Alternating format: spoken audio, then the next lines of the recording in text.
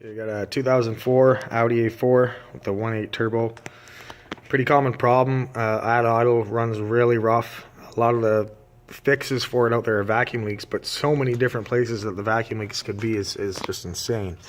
Hooked a smoke tester up to here, pumped it full of smoke, couldn't see any leaks coming out, and then ended up hooking it up through the oil dipstick tube.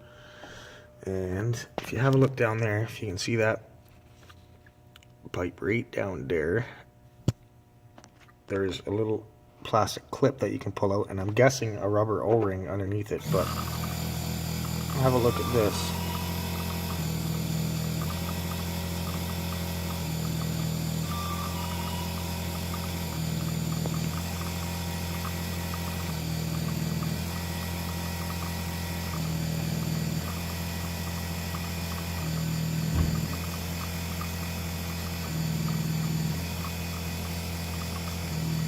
And there's the smoke coming out. So obviously there's a leak